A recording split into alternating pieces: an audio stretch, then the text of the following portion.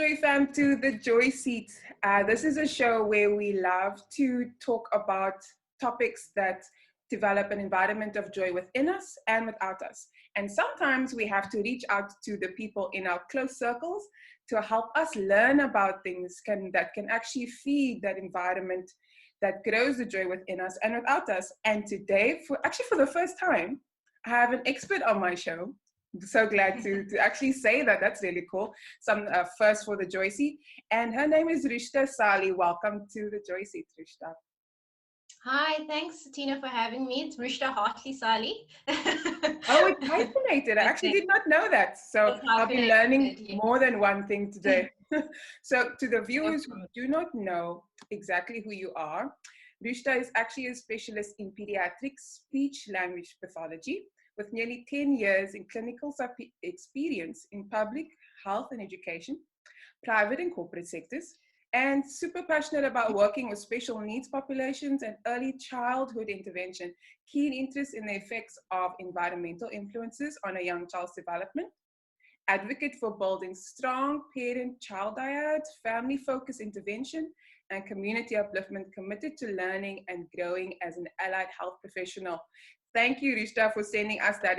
For me to actually understand what you do, and now the viewers at home, and let me not leave out that you're also a proud mom of two beautiful, bubbly little girls and happily married. Yeah. Yes. Thanks so much for coming on the show. Thanks so much, Tina. Thanks for having me. Yeah. And then also just a background about our friendship as well. That's been coming on for decades now. So it has. Yeah, we've got history as well. Yes, we were at high school together. So now you know it's been a while. So I'm happy that you're still in my life. So thank you. Yes. So I got really curious about this topic about disabilities when I realized, it was Autism Month in April. And of course, that is a worldwide celebration to help people learn how to integrate autistic people into the public and private sectors. And when I contacted you, I realized that there's such a broader scope that we could take that on. Autism is a combination of actual disabilities, and that people really focus on learning disabilities as in public knowledge. But I'd love for you to actually explain to us, the broader definition of disabilities, and that it's actually divided into subcategories, and that there can be combinations, like an example you gave us in autism. Yeah. Please go ahead. So like we spoke about before, there's different types, like you mentioned, different types of subcategories or categories of disabilities. Just to sort of, for me to understand it better, I like to think of it as 5 sort of broad areas and then sort of subcategories under that. Yes. So you have intellectual disabilities, which is more sort of like a developmental disability. And that's often where children, if they would have a developmental disability, if anything in their environment, either during their birth, the birth process, or while the mom was pregnant with them, and then subsequent to that, once the mother's been given birth to them, any kind of environmental influences that would affect their development. So we refer to that as a developmental disability. And I think that's important to note as well, because there's a move towards speaking about, or sort of realizing the importance of the first 1,000 days or the first 2,000 days within a child's life. And that's really tracking a child's development from really the mom just getting the news that she is pregnant. That is already when the first 1,000 days starts. Wow. So that pre-antenatal, postnatal time, and then up until the 2-3-year-old birthday. So everything that happens within that time affects a child's development. And if there's any kind of sort of environmental stresses, whether there's issues within the home, whether there's poverty, there's unemployment, there's issues within the community, whether there's gang or community violence that the child is exposed to, that could potentially affect the child on a very sort of biological level that not everyone is aware of. Okay, so that's more sort of developmental disabilities. Then you've got sort of your psychosocial disabilities that affects both little ones and adults, and that's really looking at mental health essentially. And obviously with that, there are different forms. So with mental health, you may have the issues around depression, mood disorders, schizophrenia, and then sort of the more sort of organic disabilities, which is looking at dementia. Okay. So very interesting. So that's sort of more the psychosocial side of things. And then you've got neurological disabilities. So with neurological, it's really about brain damage. So whether a child had any kind of brain damage, either while they were in the womb or during the birthing process or subsequently after to that. And that's sort of where, if you think of autism or kids on the ASD, autism spectrum disorder, on that spectrum, they would sort of fall into that category where it's more sort of a neurobiological disorder with kids on the ASD spectrum. Okay. But under neurological, you've got kids that have epilepsy as well. So it's also got to do with brain paralysis or brain damage. So a lot of different areas, a lot of different facets to it as well. And then you've got physical disabilities also. So which is pretty much your motor impairment of your body. And that could be things like kids that have cerebral palsy, usually that would fall under that. But when I speak about subcategories, you'd have a child that maybe has a neuro or physical disability. So a child may have cerebral palsy, for example, but subsequent to that, they then have a learning disability. So that's where learning disabilities comes in. But it's very interesting because I want to pause a bit with learning disabilities because I find that even though it is secondary to other kinds of disabilities, so like I mentioned, a child with cerebral palsy may have a learning disability, it's very important to note that having a learning disability, even dyslexia, for example, so having difficulties with reading and spelling, it's not typically seen as something that you, because somebody could be totally able-bodied, but they'd be dyslexic, you know. It does not necessarily mean that the person is incapable of learning, but it's rather that they learn in a different way. With dyslexia as well, or with looking at sort of learning disabilities, I think it really goes for somebody that's, whether they have a disability or whether they even not, somebody like us that's able-bodied, that doesn't present with any kind of disability. We learn differently. Everyone learns differently. That's true.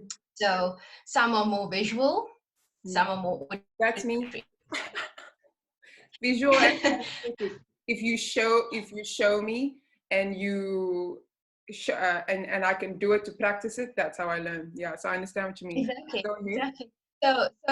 So with learning disabilities, it's important to note, or people that have that, whether it's dyslexia or anything like that, it really is about looking at a differentiated approach to education and to intervention. So targeting. So I think we are very much focused as a country looking at inclusive education, and that is excellent. We definitely need to move towards that.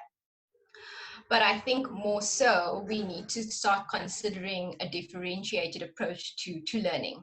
So you're not trying to let the child fit into the classroom. You're not letting the child trying to fit into society, but you're looking at how does the child learn, whether they are typical developing or not, and then meeting that needs of the learner. So making it more differentiated. Okay. So you're saying to a differentiated approach instead of just trying to integrate the child. So am I understanding you correctly? Yes, exactly. 100%. And with differentiated, I said it doesn't only have to be with kids that have disabilities. It can be any child, even that child sitting in a mainstream classroom, and really tapping in, really looking at how that child learns and trying to sort of meet the needs of the learner by sort of changing the way which the child would access the curriculum, pretty much. So you're almost saying there's been sort of like a blanketed approach on how to really teach children, but now we have to differentiate so that a child almost can feel seen in and be accommodated with their learning style, instead of trying to do everything visual or everything audio and excluding 100%. 100%. And that word that you used, accommodation, that's what should be happening. There should be reasonable accommodations to kids that, and that's the point that I'm trying to make also. It's not only kids with disabilities, but it's all kids across the spectrum, whether they are sitting and they're perfectly fine sitting in a mainstream classroom, but you know, they're getting, it's pretty much how are they being able to access the curriculum to sort of progress, you know, and in an optimal way. Yeah. Okay.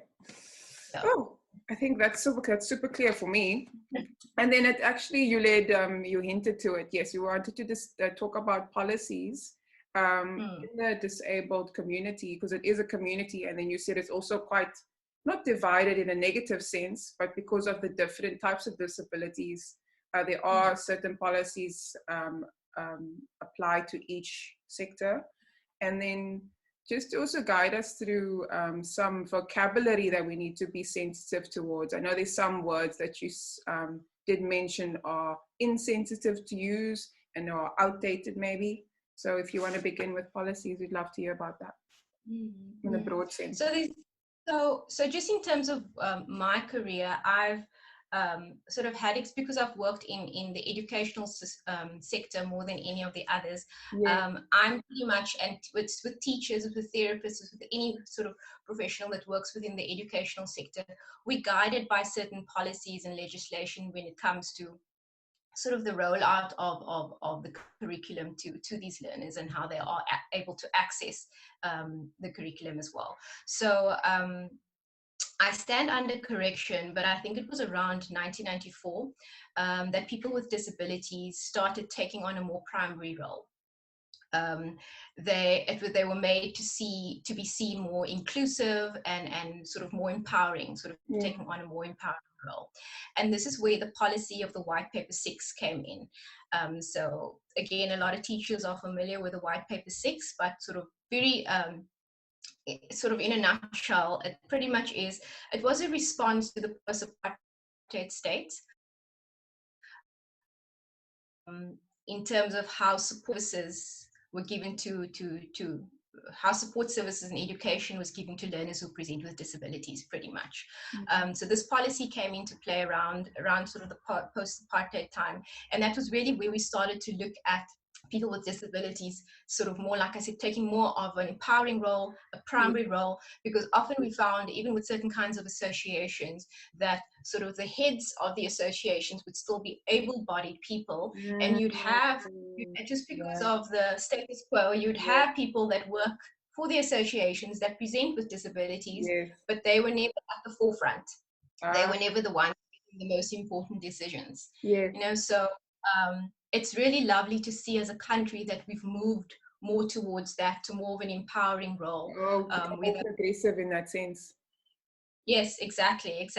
You know, I always say it's when it comes to policies and legislation and even like labor law and all of those things, I think our country, our constitution really is one of the best in the world.